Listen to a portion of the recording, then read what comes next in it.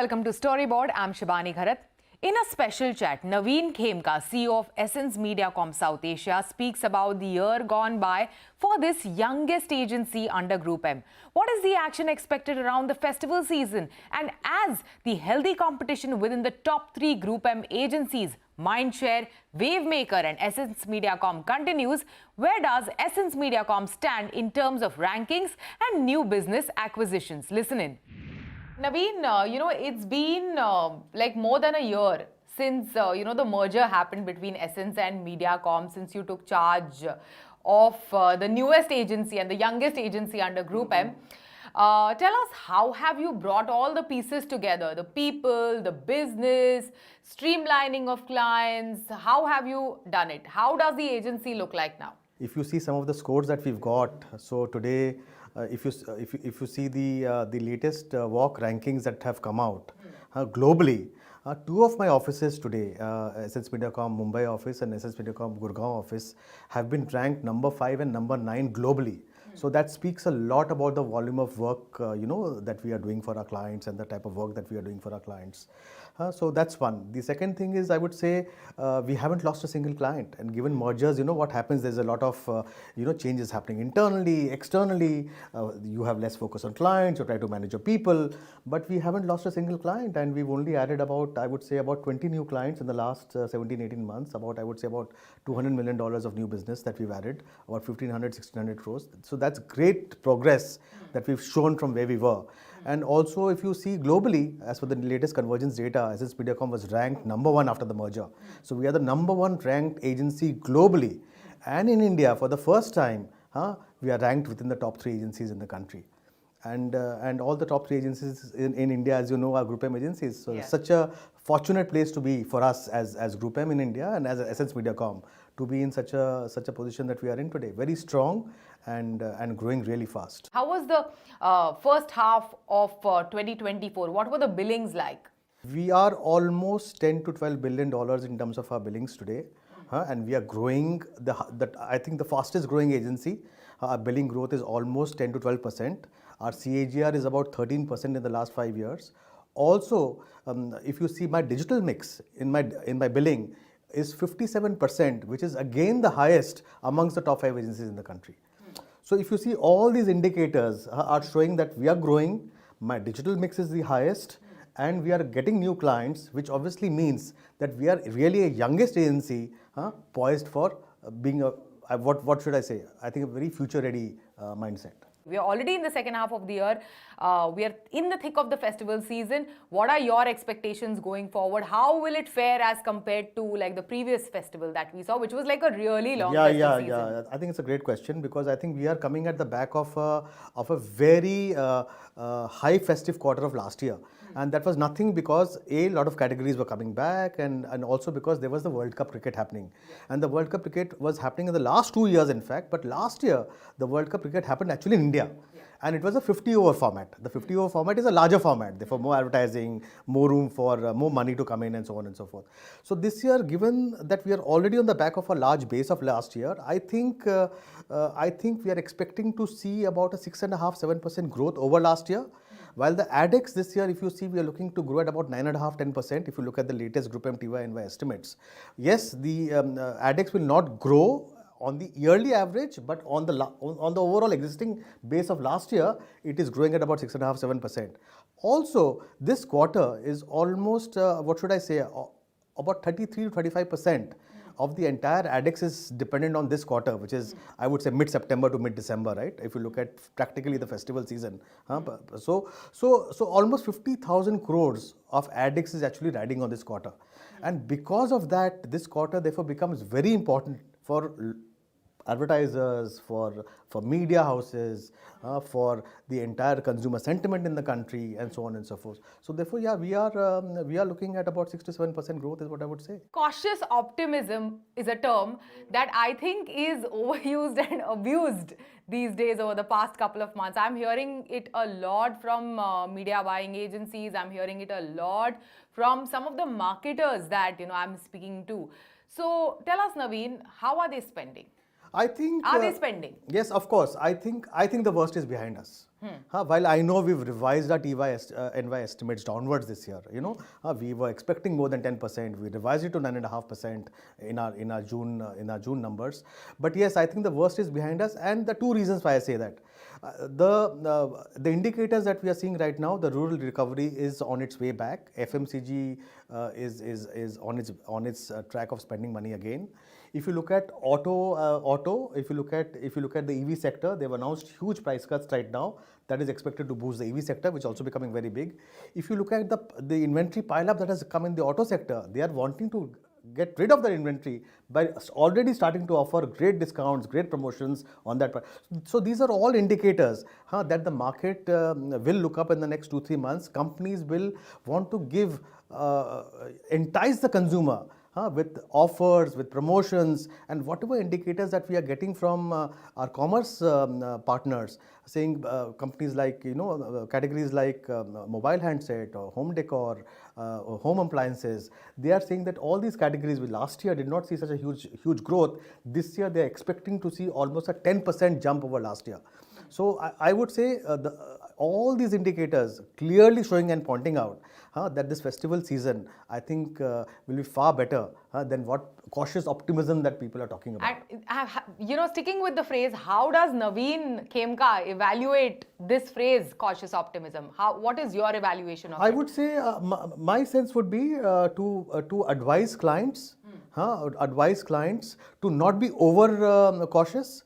To look at the data very subjectively, and to be able to design campaigns and to be able to put the right investments so that they're able to reap the benefits. Because let me tell you, the festival season is what? Give or take 8 to 10 weeks. In these 8 to 10 weeks, if you're not able to get it right, then that sale is gone forever. So what is important here right now? So what I tell them is the category clutter is, there's also a lot of clutter in this, as a lot of advertisers, a lot of categories. So we tell them, you please look at the clutter that is there in the season.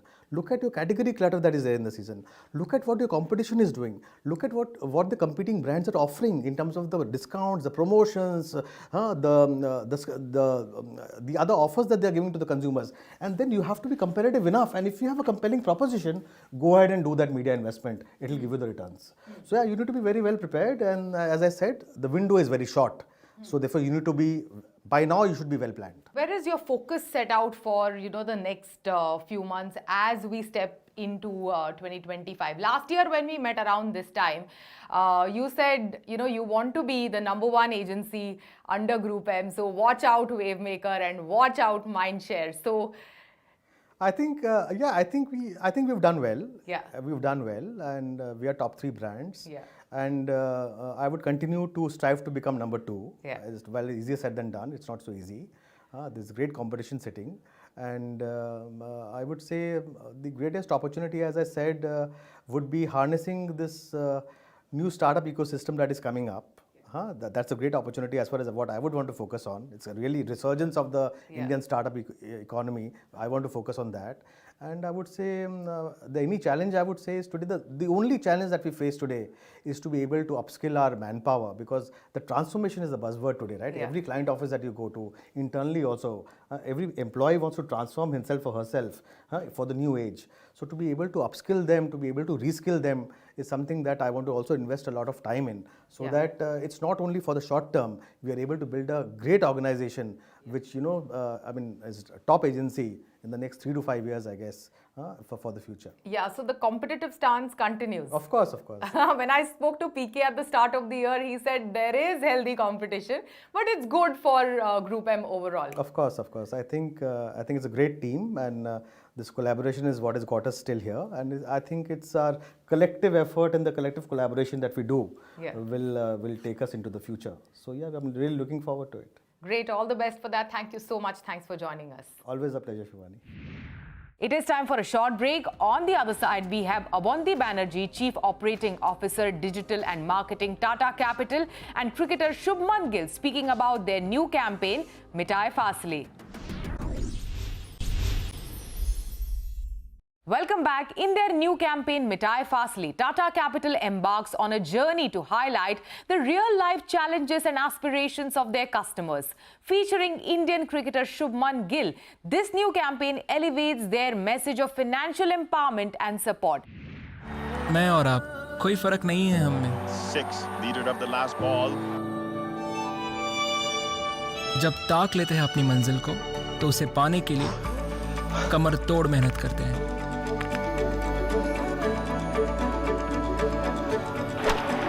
पर कभी-कभी मेहनत और मंजिल के बीच House is not in your budget, sir. Sorry. रह जाता है एक फासला। खैर, मुझे उस फासले को मिटाने के लिए थोड़ी और मेहनत लगेगी, पर शुक्र है आपके पास है टाटा कैपिटल, जो मिटाए फासले आपकी मेहनत और मंजिल के बीच। टाटा कैपिटल, मिटाए फासले। Welcome to CNBC TV 18. Thank you. Tell us about this entire concept of Mitaye Faasle and how does it speak about your broader vision? So the Mitaye Faasle campaign is based on a very simple customer insight actually, that as humans, as individuals, all of us have certain goals and aspirations, and sometimes they're pretty specific. For instance, you want a particular home or house, you may want a particular vehicle at a certain age, you may want to marry off your child in a particular way, and all of us are pretty determined to work very hard in order to get to that goal or that dream. But sometimes, in spite of our very best efforts, we fall short financially and we are not able to manage. And that is the insight that Tata Capital can play the role of an enabler or a financial partner and support the customers in this dream and sort of bridge the gap. And that is why the campaign is called Mitaye Faasle. And what message do you want the audience to take from this particular campaign? So the message is simple. It's just that Tata Capital as a brand is there for you, to support you.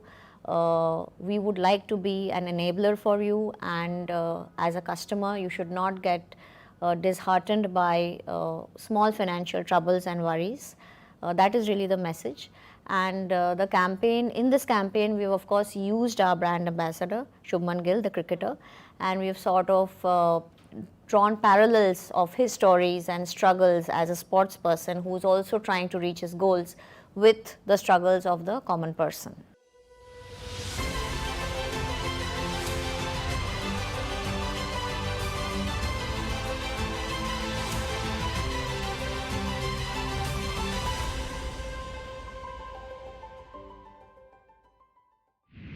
Mitaye Faasle, I feel, is a very relatable concept. All of us, however successful, we go through our own challenges, but we overcome them. It is rooted in us. It is what makes us humans and go forward and makes us stronger. So I loved the concept, and I hope all of you would like it as well. And you're using multiple platforms to take or drive this message across. If you can also share with us, the choice of mediums and what is, the ultimate outcome in terms of reach that you're expecting out of this particular campaign. So like most of our campaigns, we use multimedia, and we will be using not only television but also out of home. Digital plays a very large role nowadays, and as does social, and we believe that together it will create a very powerful impact and reach for us. Okay. Now, every marketer is using AI these days. It is the talk of the town since past many, many months. How are you using AI in marketing? So in various ways, really, we do use AI a lot in content creation, and we've been doing so for the last few quarters. We also use AI in personalization of messages for our customers, and it creates communication which is more meaningful for them. And of course, with our partnership with the brand ambassador, we have shot with him so that we can then use AI to increase our productivity and create personalized messages from the brand ambassador for our customers. It is time for a short break. On the other side, we have the top brands from Kantar BrandZ 2024 report. Welcome back. Tata Consultancy Services, with a valuation of $49.7 billion, retained its position as India's most valuable brand for third straight year, according to 2024 Kantar BrandZ Most Valuable Indian Brands report. With this brand value, TCS has seen a 16% rise versus last year. According to the report, India's top 75 most valuable brands now have combined value of $450 $350.5 billion, marking a 19% increase from last year. Financial services brands also dominate, with 17 brands contributing 28% of the ranking's overall brand value. HDFC Bank at number 2 retains its position as second largest India's most valuable brand. State Bank of India is positioned at number 5, ICICI Bank at number 6 and LIC at number 10. Meanwhile, Zomato is this year's fastest riser with 100% growth in brand value year on year to $3.5 billion. To tell us more, we have Deepinder Rana, Executive Managing Director inside South Asia at Kantar, along with Soumya Mohanty, Managing Director, Chief Client Officer inside South Asia at Kantar. Deepinder and Soumya, welcome to CNBC TV 18. Pleasure to be here. So Deepinder, let's begin this conversation with you. Tell us some of the top factors that determine the brand rankings this year at your BrandZ report. Yes, so it's essentially about how much consumer pull and demand the brand is able to, command. And we marry it with, obviously, the size of the company does matter, right? The total valuation of the company does matter. But what really makes, the Kantar rankings unique is that the voice of the consumer is a part of the calculation. So the more desirable the brand, the better it will do versus its peers. And it's not just about in-year rankings. It's also an indicator of whether that brand is primed to continue growing into the future, for example, or whether it's able to charge a premium. So in a way, it, as a result, begins to link into shareholder value. And we see a pretty strong linkage with, even future predicted, share price returns or total valuation returns. Mm-hmm. Yeah. Also, business technology platforms and financial services brands continue to dominate the list even this year, Soumya. Can you explain how they have built their equity over the years to retain some of those top spots on your list? One of the reasons why they dominate is because, in a sense, they do have a very strong captive market. Both those sectors tend to have a strong captive market. Financial services within India and business services outside India. What they have done better is they have innovated, they have adopted technology, they have made strides in being consumer-centric. I think there is still some distance to go, because we do find that the equity of especially the business service brands is a bit variable. So there is a bit of vulnerability in case the macro factors are not as positive as they have been this year. So there is still work to be done for these brands to build their equity, since your question was around equity. But they do get a lot of advantage of the overall macro environment. And yeah, they have done different things to, especially the financial service brands have done a lot of things to generate consumer pull. Both digitization, made their user interfaces much better, just made the entire banking a much more easier experience. Yeah. But banks and of course, they benefit from the share size as well. Yeah. Benefit from the share size as well. That's a good thought, because if you look at banking, at least, their interaction with the consumer, the end consumer, is on a day-to-day basis. It's more direct. They are more consumer-focused, more consumer-centric. But TCS, which is your number one top brand on the list, is a B2B provider. So how does TCS top this list, Deepinder? Yeah, so if I may say, B2B brands, whether you sell to a consumer or customer, you need to build equity. You need to build trust. When a major buyer for TCS gives them a multi-year long, big contract, they look at whether it's a trusted organization, whether it's building data security for, their data, confidential data. They also look at recommendation. Is it being used by other famous brands, for example, in the US or European market, right? They look at the user experience, as in, the products and the service teams of TCS, are they delivering or not. So in a way, a B2B brand has to do as much. And I would argue that reputation and trust matter a lot more in case of B2B, right? Because finally, these are big contracts that these companies are, or their customers are signing with them. The other thing they look at is it future focused and innovative? So obviously, AI is on everybody's minds, and then the questions that obviously the clients of TCS or Infosys are asking them is, are you guys future focused? Will you help us navigate through the AI world, and are you changing your own products and practices incorporating AI in that? So I think these companies have done a pretty good job. I mean, one could say that AI is a threat to the Indian outsourcing sector, but it can also be, with the right steps, it can also become an asset. And I think these companies so far have done a good job of positioning AI in a positive manner, and that is actually helping them. Thank you so much. Thanks for joining us today. Thank you. It's a pleasure. Thank you, Shibani. Thank you. With that, it's a wrap on Storyboard this week. You can catch all of our content on Facebook, Twitter, and YouTube. Thanks for watching. We will be back same time next week. See you soon.